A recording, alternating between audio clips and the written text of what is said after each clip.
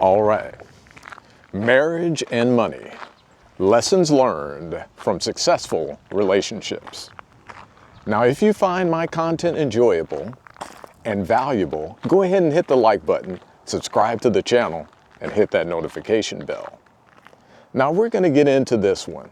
But before we get into it, I'd like to talk about what actually had me come up with this idea and want to make this video. Just recently, just this past weekend, I attended my niece's wedding, Michelle, and her new husband, Christian. And that's what really got me thinking about this topic and actually wanting to do a video. And we attended that wedding and we were so honored to do so. And what I'd like to do now is to just show you a few clips of the wedding venue and the reception, as well as a few pictures that my wife and I, Josie, took at the reception.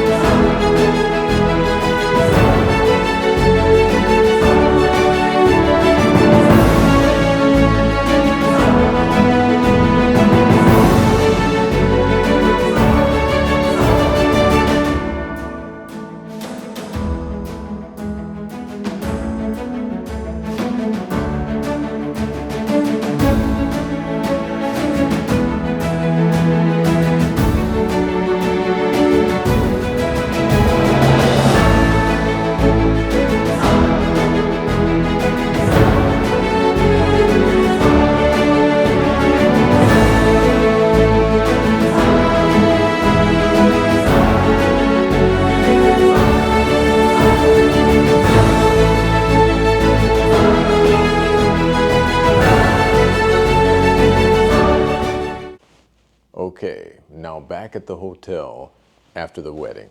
It's been a long day, but a great day. And I just want to wish my niece Michelle and her husband Christian a great life now that the two of them have become one in their marriage. I hope that you enjoyed that little taste of what we experienced at the wedding and my brief message to the bride and groom. All right, let's get into this one. Marriage and money, lessons learned from successful relationships. Now, there are three words that I'm going to go over here that kind of encompass the philosophy in successful relationships in marriage, okay? And these three words start with the letter C. Now, I'm also going to cover one other word that kind of encompasses love, marriage, and all of life, as well as your money. And I kind of gave a clue there in my phrasing when I was explaining it just right now. But that's going to be towards the end of the video, so stick in for that one, okay?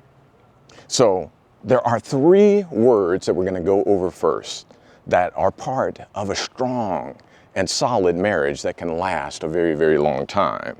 And these three words are character, commitment, and communication, okay? Character, commitment, and communication. It's easy to see how in a marriage, character, commitment, and strong communication are very, very important. We'll just briefly go over how these are important in marriage, okay? Character first. It is important to have very, very strong character in a marriage. Character speaks to your moral standards, your overall philosophy that you pick up from how you're raised, your family, your parents, maybe your preacher at church, teachers, maybe even coaches and things like that. You pick up character. And it's important to have strong character in order to have that second one, that level of commitment in a marriage. You know, when you go down the aisle and you actually face that preacher and you have your vows to each other, one of the things that's said is in sickness and in health, and until death do you part, in good times and in bad times, you're going to stick together. So a long marriage has to have a strong amount of commitment. In fact, I think about the wedding that we were at this past weekend, and there was a couple there that was actually married over 50 years. And I have to believe that couple had a strong level of commitment at the very, very beginning of their marriage, and that's why they made it all the way to 50 plus years of marriage. Incredible. A high level of commitment translates into a successful marriage. And so let's go on to the third one, communication. Again, it's easy to see why communication is important in a marriage. It's very, very important that you communicate. All sorts of little things will come up. Little irritations between each other. Arguments. I like to, call them discussions, but it's arguments sometimes come up. And so you have to communicate. You have to work through these things. And so successful marriages, they actually communicate.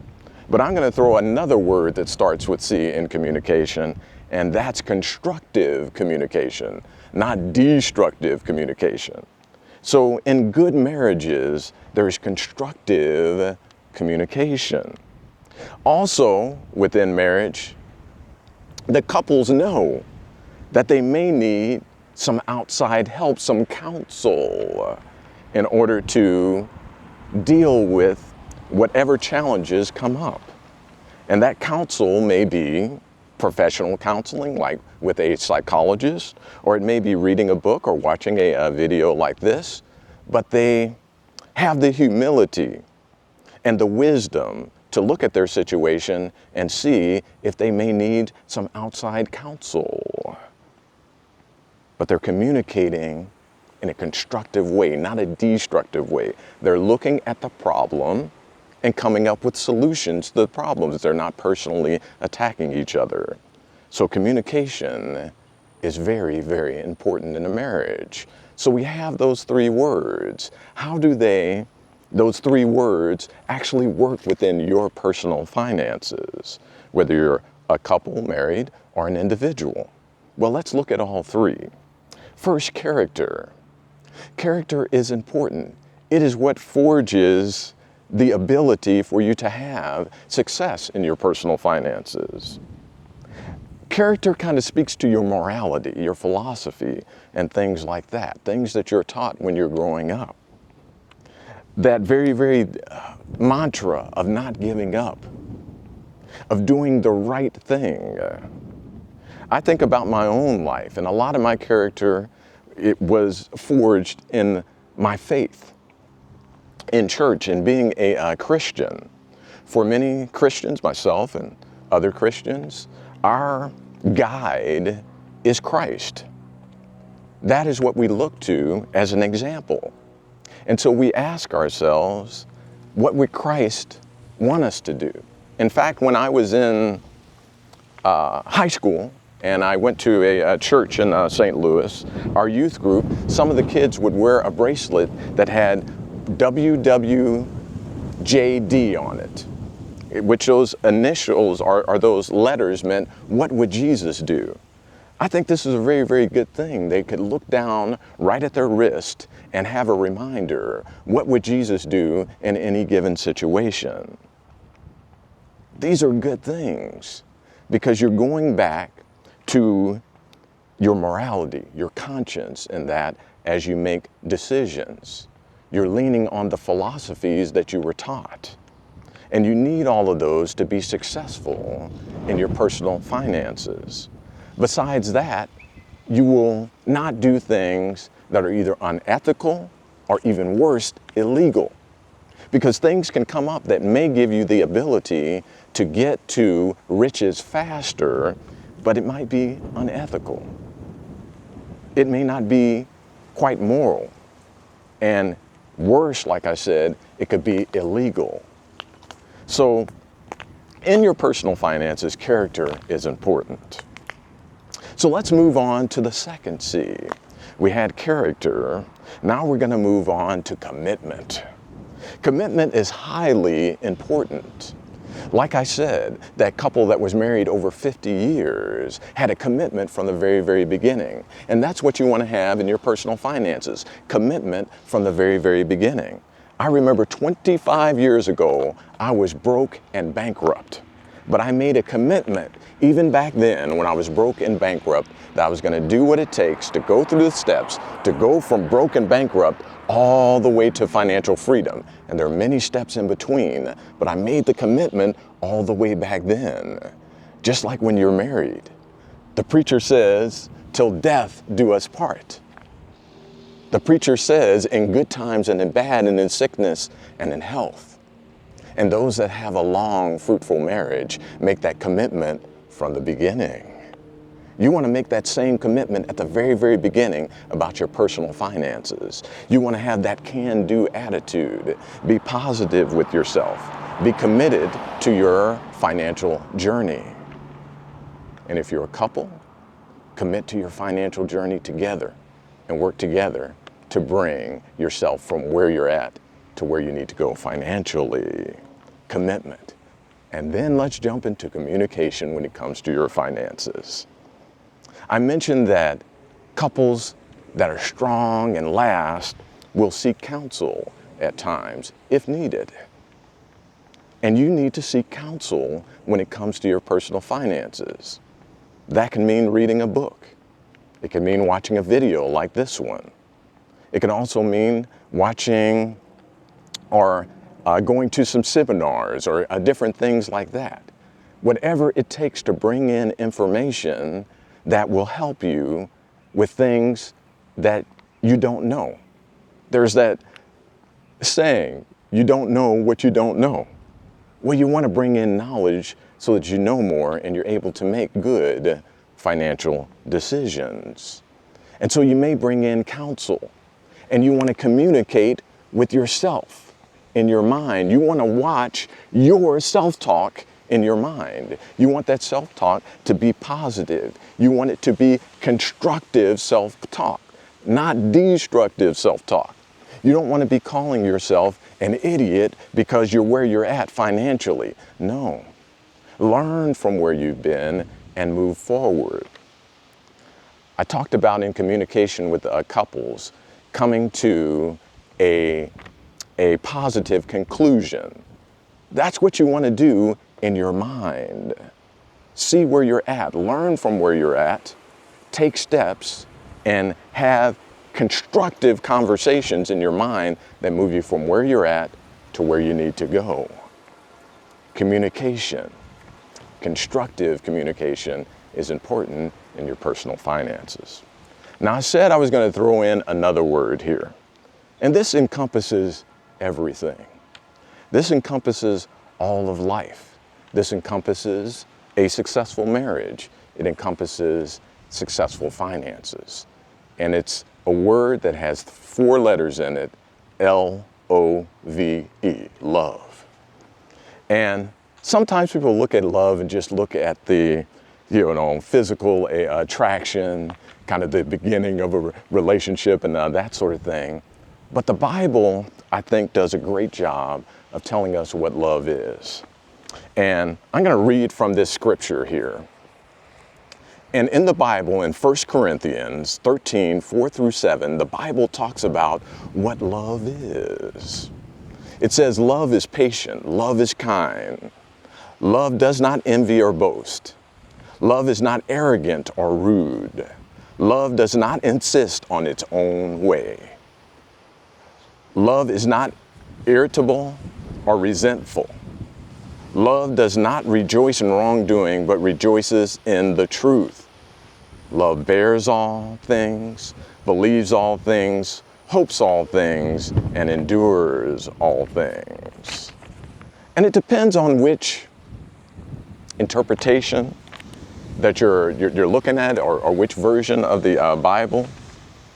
But that scripture says that love does not envy or boast. And so when you're looking at a marriage, it says it does not envy or boast, is not proud or rude, it is not easily angered in another version. And so in a marriage, you want to have good communication or discussion, not angry, not outbursts, not personal attacks. So it's great in a marriage, but also in your personal finances. Again, we'll look at envy. In your personal finances, if you're in a state of envy, you're envying your neighbor's car that's across the street rather than being thankful and having contentment with the car that you have. So you run out there and get yourself into this $700 to $1,000 car payment because you envy the neighbor. You're proud, you want to boast and have this new car that you can show off to everybody. That's not what love is. That's not what success is in your life and your finances. I also like this. Love keeps no record of wrongs. It doesn't hold baggage. Married couples who are successful know that you don't want to hold baggage. You don't want to pack up things as ammunition to later use on your partner when you're in the next argument. No. You don't want to hold the record of wrongs. You want to work on the actual problem and not have a personal attack for your partner. You want to wrap that up in a bow and come to a positive conclusion. The same thing with your finances. You don't want to beat yourself up over the mistakes that you made. You want to move forward like we discussed before. Learn from it and then step to the next stair. Tie that up in a bow and have that experience and that learning take you to the next level. I'll also just mention here at the end those last words in the scripture.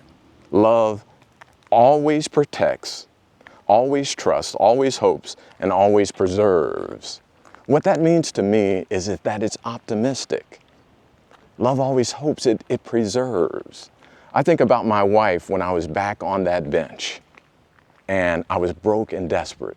She preserved me. Like people put in those cans or those jars, things like fruits, like peaches and that, and it preserves them and keeps them from spoiling and going bad. During that time period, my wife preserved me. And with your finances and in your financial journey, you want to have love for yourself and preserve yourself.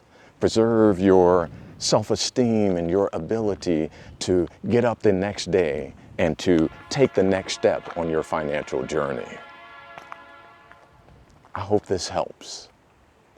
I hope that you have strong character in your life, whether you're single or married, that you are committed to your partner if you're married, that you're committed to yourself to hold your character, and that you communicate well with your partner and communicate well with yourself.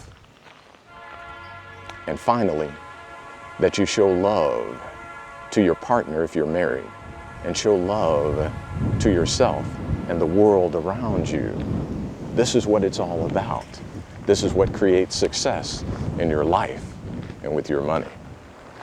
If you find my content valuable, go ahead and hit the like button, subscribe to the channel, and hit that notification bell. Thanks for listening.